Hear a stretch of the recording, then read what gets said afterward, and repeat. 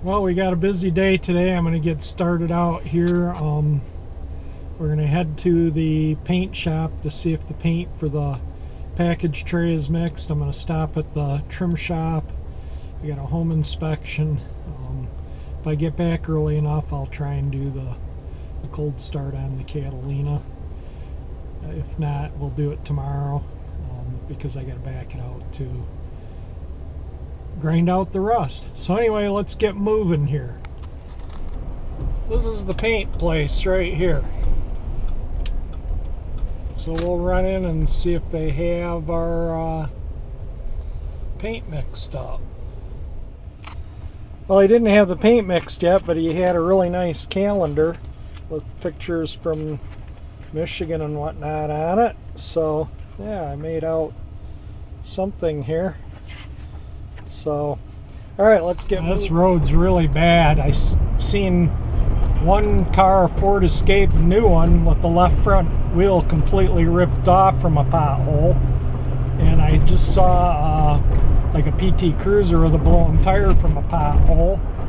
And this is a good section of the road too. This is like a smooth super highway right here. Back a ways it was super bad, and there was a patching crew, but yeah, this road has been terrible for years. This is Mountain North. I blew a tire on it a couple of years ago from a pothole.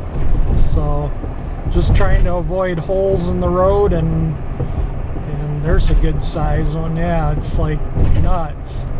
So we're on our way to Shelby Trim. They're off of Mound Road. I'll get some video when we pull up there.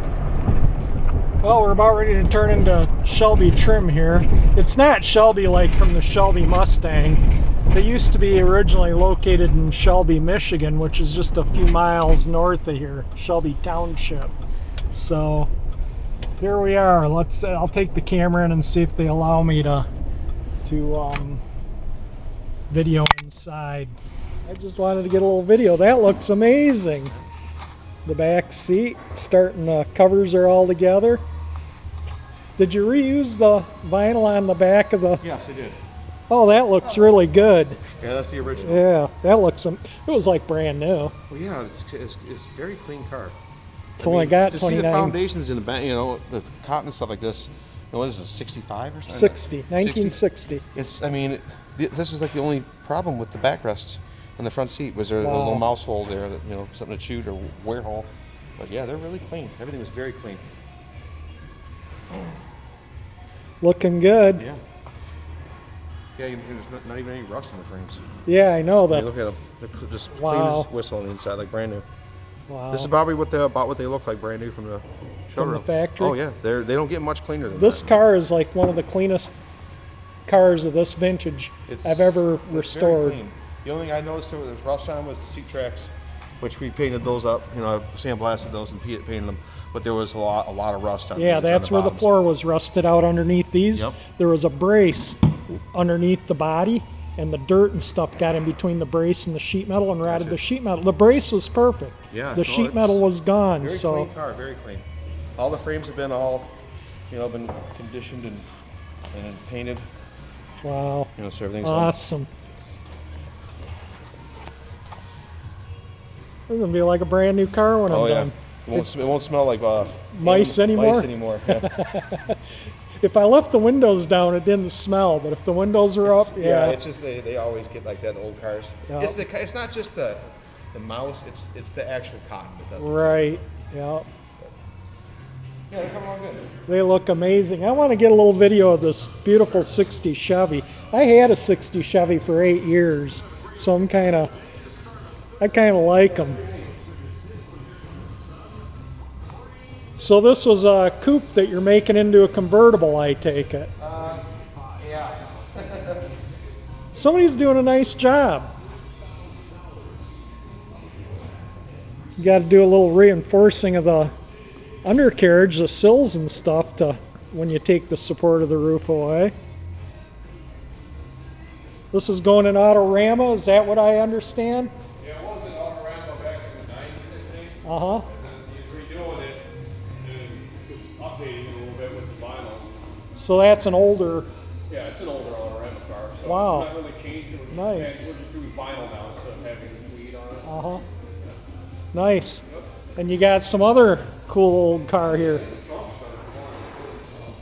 Yeah, I would like to take a look in the trunk. That's just how it was. It needs some trimming, of course. The corners aren't the prettiest yet. Uh-huh. Yeah. Looking good. Yeah. Oh, I've been doing cars for over 40 years, so I've had a number of them done here, the upholstery work done here. Yeah.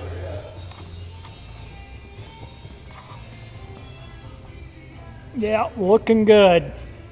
Couldn't be happier. Oh, this must be the top for the 60. Nice.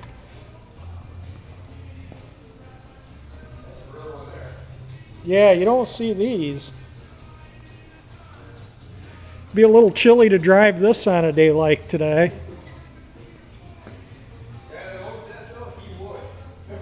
Well, I'll tell you, if it was mine, I would drive it too. That's the fun of having these cars, is using them. I think he said he put 140,000 miles on that for 30 years. In 30 years, he's put 140,000 on it? Yeah. Wow. He drives it all of that. Yeah, I would too. Takes it on tours and stuff with his wife. So like all the way up to it. I can't see what engine it has, but I see a nice. Wow, I like this. I'll trade my Pontiac for this. That was for sale. Is it? Yeah, we put the top on it and put the door panels together and then he's selling it. Do you know what he wants for it? No, but if you want, ask Andy for the number and he'll give you the number. I might, know somebody that might be interested. I'm not. I got a 60 Pontiac that I'm going to be selling as soon as it's done. That's cool. Had 25,000 miles on the car when I bought it. It was like brand new. Wow. It's got 29 on it. Now I drove it a lot this summer. Yeah, I think this. I think the wrong seat's still. Yeah. Oh yeah. No, he said he's selling it though. He's got another one. Oh, what's this one? This is the one without the roll-up windows. He's got the one with the roll-up windows. I can't remember. Yeah, this doesn't have roll-ups in Yeah, it. he's got the curtains. But yeah, he's just having us do the top and putting a new top on, and the door panels he's having us make them perfect because the other ones are kind of garbage. But everything else is in good shape. He's a real nice guy. Beautiful 36 Ford. Is it still? Oh yeah, it still has the flathead in it. Oh, it runs real nice. I restored restored a 39 Ford for a guy. It was a 38 with a 3900 horse Mercury engine in it. Yep, the changeover there. Yeah, I rebuilt the whole engine transaxle. I mean, it was down to the last nut and bolt. Yeah, Sent you the have dash to. out and had it all re-wood grained. And Yeah, you have to do it once you go that far. well, a car like this is worth it. Yeah. Yeah, totally. Yeah, if you know somebody, even send them our way, All right. And at least whoever it is can come and look at it, Sure. It's like, I think, if he drove it in here, he hadn't trailered it, but he drove it in the shop. Into the shop, Yeah, yeah. it runs. I mean, it smells real nice. So. Yeah, he's a real nice guy, though. And he'll give you the number. I know he's selling Okay. it.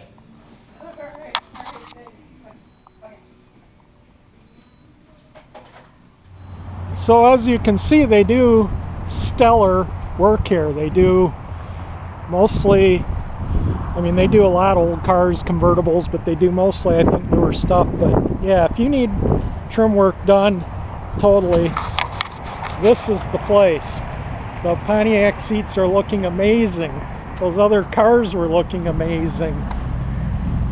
So they've done probably 4 or 5 cars of mine here.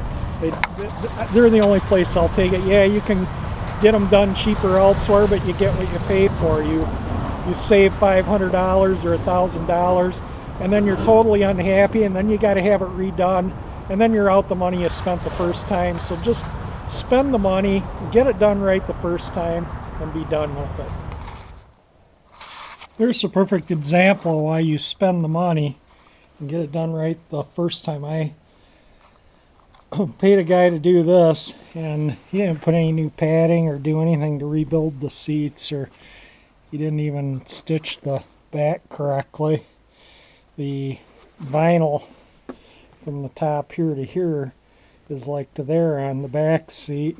So you get what you pay for. I'm going to eventually, this interior's been in this car for about 30 years, and I'm going to eventually go back to the original stuff in this car maybe in the future. It's all the door panels and everything are available now. They weren't when I did this car. Nothing was available for 4 doors 30 years ago, and now it's all available, so I may do it. We'll see. Alright, you put the insurance in the glove box. I'm not going to start the car or anything. It's the middle of January and it's only in the 20s, so I'll just let it sit until spring. Not much longer though, another couple months, and I'll have owned this car for 40 years. I bought it March, I think it was 12th, 1978. Wimpy, wimpy, wimpy! Hefty, hefty, hefty.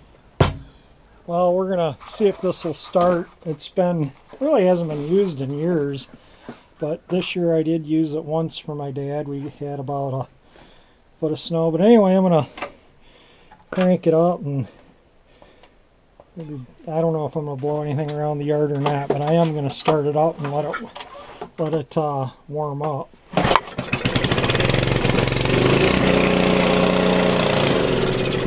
Whoops. Now, this has a gas valve you got to turn on, so I guess that would be a good start, wouldn't it?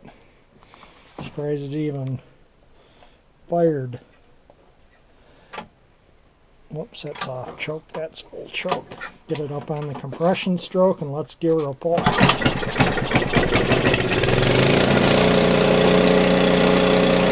This is the best way to get rid of mice in a shed.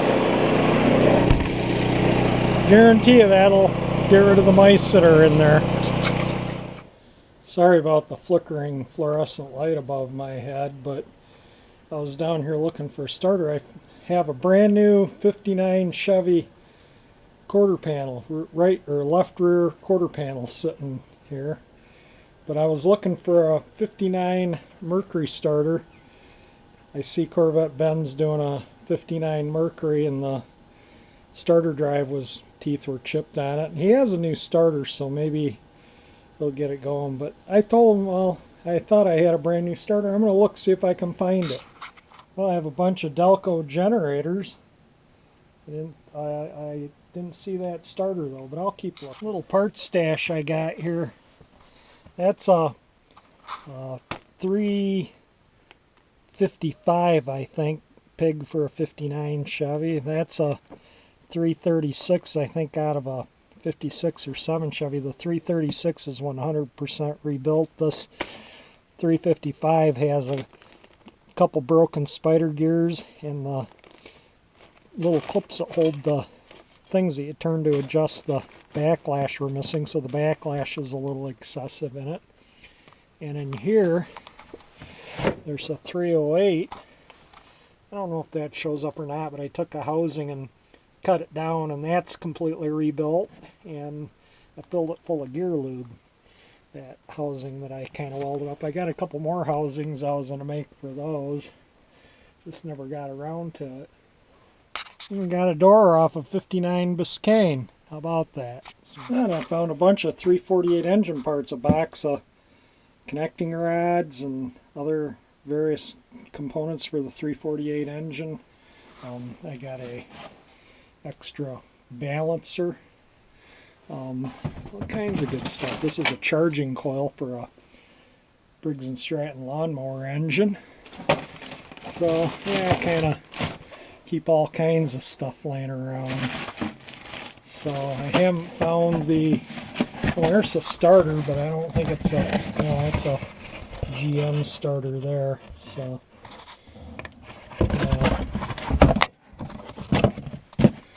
so I have not.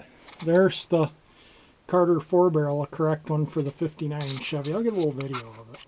This is the correct Carter 4-barrel for the Bel Air for its 348 stick shift.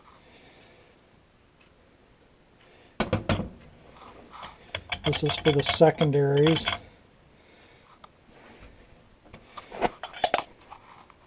It's a small square bore like what's on it. What's on it now, I got a Rochester on it now, but this is, I rebuilt it and just put it in the box and never put it back on the car, as it runs good with that Rochester. So I just leave this in the box. In the future, if I ever need it, I have it. Well, this is the other side of that rear quarter panel. You can see where the tag used to be. I bought out a car dealer in the Upper Peninsula of Michigan about maybe the late 80s. And I had just tons of stuff packed in my dad's basement. Literally brought 3 big truckloads of crap back down here, and sold 90% of it on eBay and made quite a chunk of money off of it. There was dual point distributor caps for Delco Remy, distributor caps for like 409s and stuff, and there's a lot of good stuff that dated all the way back to the 20s. All new old stock stuff in their original GM packaging, and like I say, I've sold 90% of it over the years. I kept what I wanted to keep and then sold most of the rest, and some of it I still had. I must have sold that starter. I found a couple more starters and another generator, but I didn't find that Mercury starter. So I have a couple other places where I have parts stashed, so it may be in another place. I thought it was up here at my dad's, but apparently not. That's an interesting looking panel, isn't it? When I first saw it, I was like, what the heck is that? It was that way right there. And then I turned it around and I was like, oh my god, it's a 59 Chevy rear quarter panel. Well, we're off. Gonna go do a home inspection, and if it's not too late when I get back, I'll get the Pontiac out. If not, I'll do it tomorrow. So I'd just like to thank everyone for watching my videos, and if you haven't subscribed, subscribe. I need to get over that 1,000 subscribers. So anyway, yeah, thank you for watching my videos. Yeah, Van Dyke's the alternate road to Mound. It's really good. It was rebuilt a couple of years ago, and I think the traffic's really heavy on Van Dyke, and I think it's because Mound is just so bad that people are just coming over and taking Van Dyke. Mound is just so riddled with potholes and stuff. There's no way I'm going to take it unless I have to. So here we are on Van Dyke, smooth as silk, but pretty congested.